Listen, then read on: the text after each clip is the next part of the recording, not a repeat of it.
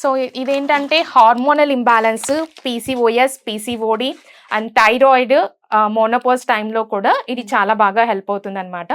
ఇది తీసుకున్నాక irregular periods regular అయింది, అలాగే ఓవర్ బ్లీడింగ్ ఎవరికైతే ఇష్యూస్ ఉందో సో ఆ ఇష్యూస్ అనేది రెడ్యూస్ అయిపోయింది.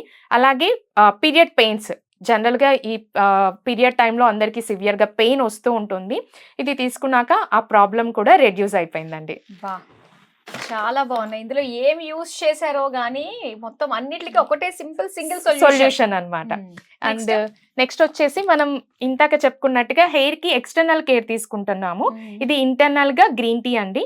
సో ఇది తీసుకోవడం వల్ల కూడా మనకి హెయిర్ ఫాల్ అనేది తగ్గుతుంది. అండ్ ఇది skin glow green tea. So melasma ఉన్న వాళ్ళకి కొంతమందికి స్కిన్ ఇష్యూస్ హెవీగా ఉంటుంది అనమాట, చాలా సివియర్ గా ఉంటుంది. సో వాళ్ళకి ఎక్స్టర్నల్ గా కూడా తీసుకుంటారు అండ్ ఇంటర్నల్ గా కూడా కేర్ తీసుకోవడం వల్ల బెస్ట్ రిజల్ట్ అనేది ఉంటుంది.